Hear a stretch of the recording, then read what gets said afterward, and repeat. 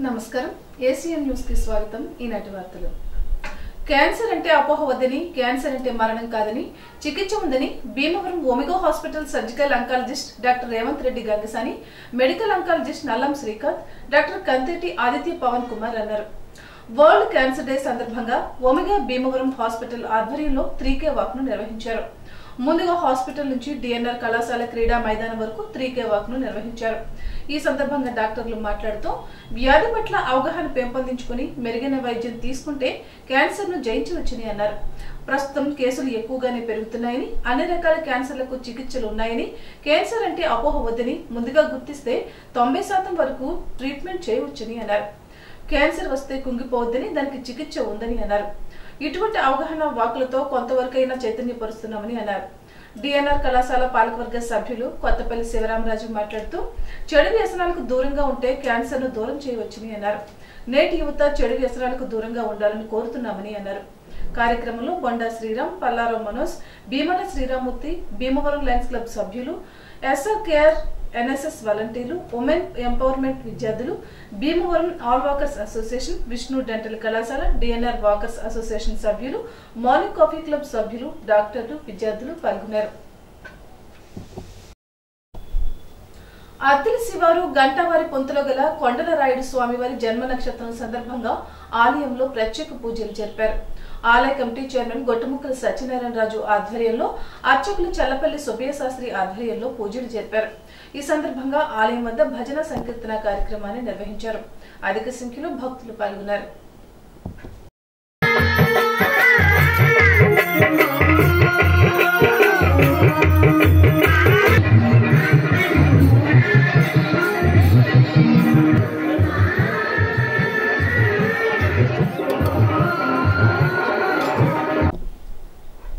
అత్తిలిలోని pyramid spiritual society ఆధ్వర్యంలో దాస్ ప్రసాద్ గృహంలో ధ్యానంపై శిక్షణా తరగతులు నిర్వహించారు. హైదరాబాద్ కు చెందిన సీనియర్ పిరమిడ్ మాస్టర్ శ్రీకాంత్ ధ్యానంపై శిక్షణ ఇచ్చారు. శ్వాస మీద ధ్యాస ఉంచడం ద్వారా ఏకాగ్రతను సాధించవచ్చని అన్నారు. ధ్యానం ద్వారా సర్వ రోగాలను నయం చేయవచ్చని అన్నారు. ఈ శిక్షణలో మాణిక్యాలరావు, బాలాజీ, పంజాబ్ ప్రసాద్ తదితరులు పాల్గొన్నారు.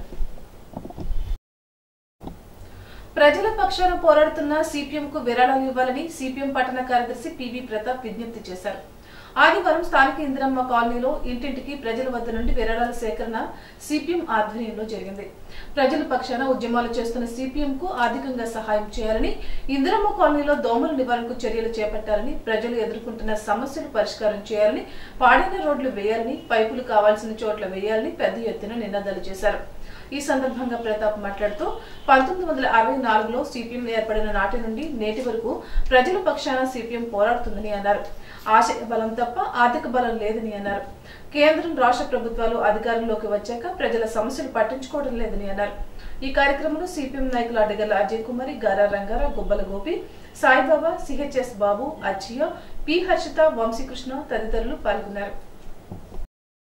ఇందిరమ్మ కాలనీలో రోడ్లను, ఇందిరమ్మ కాలనీలో రోడ్లను, ఇందిరమ్మ కాలనీలో రోడ్లను నిర్మూలించాలి. దోమలను ఇందిరమ్మ కాలనీలో దోమలను, ఇందిరమ్మ కాలనీలో దోమలను తీయాలి. ప్రతిరోజు డ్రైనేజీని.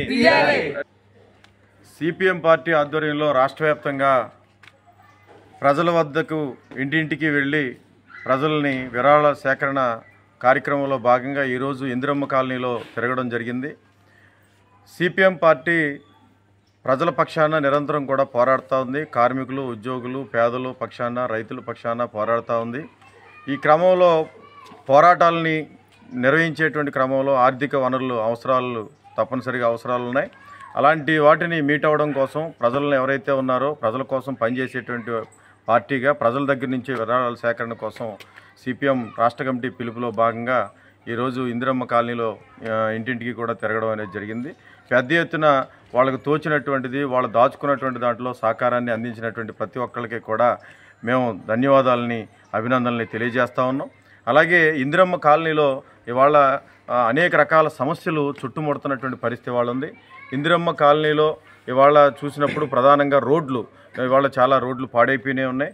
ఇప్పటి వరకు కూడా రోడ్లు వేసినటువంటి దాఖలాల్లో వెంటనే రోడ్లు వేయాలని ఇవాళ మేము డిమాండ్ చేస్తున్నాం. అలాగే డ్రైనేజీ వ్యవస్థ చాలా చండాలంగా తయారైంది.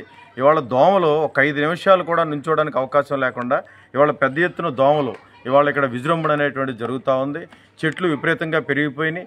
ఎక్కడా కూడా దీనికి సంబంధించినటువంటి సరైనటువంటి పర్యవేక్షణ అనేటువంటిది మున్సిపల్ అధికారుల నుండి కూడా లేదు అనేటువంటిది ఇక్కడ మనకు కనబడతా ఉంది. తణుకు పట్టణం బీజేపీ కార్యాలయంలో తణుకు అసెంబ్లీ ఎన్నికల సన్నాహక కమిటీ సమావేశం కో ఇన్ఛార్జ్ పోలిశెట్టి బాలాజీ అధ్యక్షతన జరిగింది. ముఖ్య అతిథిగా బీజేపీ రాష్ట్ర ఉపాధ్యక్షులు గోదావరి క్లస్టర్ కో ఇన్ఛార్జ్ కోడూరి లక్ష్మీనారాయణ, జిల్లా అధ్యక్షులు నార్ని తాతాజీ, నరసాపురం పార్లమెంట్ సంయోజక్ పేరుచెర్ల సుభాష్ రాజ్, జిల్లా బీజేపీ ప్రధాన కార్యదర్శి కొవ్వూరి వెంకటరెడ్డి, స్టేట్ కౌన్సిల్ సభ్యుడు తోట త్రిమూర్తులు పాల్గొన్నారు. ఎన్నికల సన్నాహక గోదావరి క్లస్టర్ కో ఇన్ఛార్జ్ కోడూరి లక్ష్మీనారాయణ మాట్లాడుతూ వచ్చే ఎన్నికల్లో పార్టీ ఎలా పనిచేయాలో వివరించారు. ఈ నెల 9, 10, 11 బీజేపీ పల్లెకు పోదాం కార్యక్రమం ప్రతి కార్యకర్త గ్రామంలో ఒకరోజు ఉండేలా కొత్త వారిని కలిసి కార్యక్రమాలు చేయాలని అన్నారు.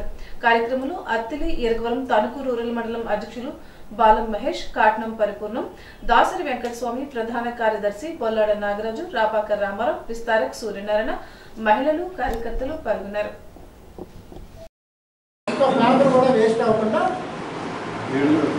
ఫిబ్రవరి 1వ తారీఖున భీమవరంలోని కార్యాలయం వేదికగా మా రాష్ట్ర అధ్యక్షురాలు శ్రీమతి దగ్గుబాటి పురంధరేశ్వరి గారు ఎన్నికల శంఖారావాన్ని పూరించడం జరిగింది. అదే వేదిక మీద నుంచి రాష్ట్రంలో ఉన్నటువంటి 24 జిల్లాల పార్టీ కార్యాలయాలను కూడా ఎన్నికల కార్యాలయంగా మార్పు చేస్తూ ఒక ప్రకటన చేయడం, అంటే రాబోయే ఎన్నికలకి భారతీయ జనతా పార్టీ అన్ని విధాలుగా సన్నద్ధంగా సంసిద్ధంగా ఉందనేటువంటి అంశాన్ని అక్కడి నుంచి తెలియజేయడం జరిగింది. ఏదైతే వారు తీసుకున్న నిర్ణయం మీదట ఇవాళ అసెంబ్లీ స్థాయిలో అసెంబ్లీ వైజ్గా ఎన్నికల సన్నాహక సమావేశాన్ని భారతీయ జనతా పార్టీ ప్రారంభించింది. ఇవాళ తణుకు అసెంబ్లీలో ఆ కార్యక్రమం ఈ రోజున జరుగుతూ ఉన్నది. ఏదైతే ఎన్నికలకు వెళ్లే ముందు భారతీయ జనతా పార్టీ ఎన్నికల కమిటీని నియమించుకోవడం, ఆ ఎన్నికల కమిటీతో ఇవాళ ఒక వర్క్షాప్ని తణుకు వేదికగా తణుకు కార్యాలయంలో నిర్వహించడం జరుగుతూ ఉన్నది.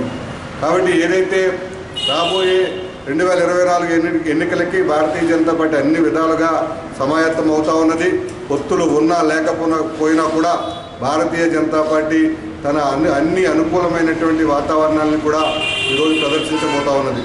కాబట్టి ఏదైతే భారతీయ జనతా పార్టీ ఈ విధంగా సన్నద్ధమవుతూ ఉన్నదో ఇవాళ రాష్ట్రంలో ఉన్నటువంటి ప్రతిపక్ష ప్రభుత్వంలో ఉన్నటువంటి పార్టీలు ఇవాళ మేము ఎన్నికలకు సిద్ధమని సభలు నిర్వహిస్తూ ఉన్నారో, అలా కాకుండా భారతీయ జనతా పార్టీ సంస్థాగత నిర్మాణంతో పాటు రాబోయే రోజుల్లో ఏదైతే పల్లెకు పోదామనేటువంటి కార్యక్రమాన్ని, ప్రజా సమస్యల మీద గతంలో పోరాడినటువంటి ప్రజాపోరు అదే కార్యక్రమాన్ని మళ్ళీ ప్రజాపోరు 2 కింద రాబోయే రోజుల్లో తీసుకుని పనిచేయడానికి ఇవాళ ఈ కార్యశాలలో మేము అందరూ కూడా చర్చించడం జరుగుతూ ఉన్నది.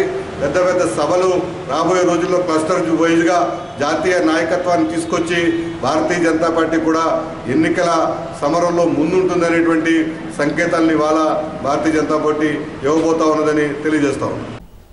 తణుకు మానవతా సమావేశం అక్కాపంతుల బాలాజీ అధ్యక్షతన తణుకు రోటరీ క్లబ్ లో జరిగింది. సమావేశంలో ఎస్కేఎస్టీ మహిళా జూనియర్ కళాశాలలో ఇంటర్మీడియట్ మొదటి సంవత్సరం చదువుతున్న విద్యార్థిని కుమారి అడప సత్యశ్రీకి కాలేజ్ ఫీజు నిమిత్తం తణుకు మానవతా సంస్థ నుండి 10,000 రూపాయల ఆర్థిక సహాయం అందజేశారు. ఈ కార్యక్రమంలో జిల్లా శాంతి ర్యాలీ చైర్మన్ గమ్ని రాంబాబు, కార్యదర్శి ఆలపాటి సోమేశ్వరరావు, కోశాధికారి అక్కడి కాశీ, వివి రామకృష్ణ, ఆలపాటి సుబ్బారావు, బొంగూరి హనుమంతరావు, పి శివనారాయణ, ఆకెళ్ల సుబ్రహ్మణ్యం, మానవతా సభ్యులు పాల్గొన్నారు. తణుకు మానవతా సమావేశం అక్కాపంతుల బాలాజీ అధ్యక్షతన రోటరీ క్లబ్ నందు జరిగింది. వైజాగ్ లో లా చదువుతున్న విద్యార్థిని ఎన్ హర్షితకు కాలేజ్ ఫీజు నిమిత్తం తణుకు మానవతా సంస్థ నుండి 10,000, మానవతా సభ్యులు దాత ప్రొఫెసర్ డాక్టర్ అత్యం వెంకటేశ్వరరావు ఇచ్చిన 10,000 కలిపి మొత్తం 20,000 రూపాయల ఆర్థిక సహాయం అందజేశారు. ఈ కార్యక్రమంలో జిల్లా శాంతి ర్యాలీ చైర్మన్ గమ్ని రాంబాబు, కార్యదర్శి ఆలపాటి సోమేశ్వరరావు, కోశాధికారి Akkana Kasi, Vanguri Hanumantharao, Alapati Subbarao, P Sivanarayana, K Ramprabhakar, P Ramakrishnaraju, Manavata సభ్యులు పాల్గొన్నారు. రాబోయే ఎన్నికల్లో సీట్ల సర్దుబాటుపై టీడీపీ, జనసేన పార్టీలు దృష్టి సారించాయి. అమరావతిలో చంద్రబాబు, పవన్ కళ్యాణ్ భేటీ అయ్యారు. 20 నుండి 25 స్థానాల్లో జనసేన పోటీ చేసే యోచనలో ఉంది. రాష్ట్ర ప్రయోజనాల దృష్ట్యా బాధ్యతగా వ్యవహరించాలని జనసేన యోచిస్తోంది. ఉభయ గోదావరి, విశాఖ జిల్లాలో సీట్లను జనసేన పార్టీ కోరుకుంటుంది. 1-2 రోజుల్లో సీట్ల సర్దుబాటుపై స్పష్టత వచ్చే అవకాశం ఉంది.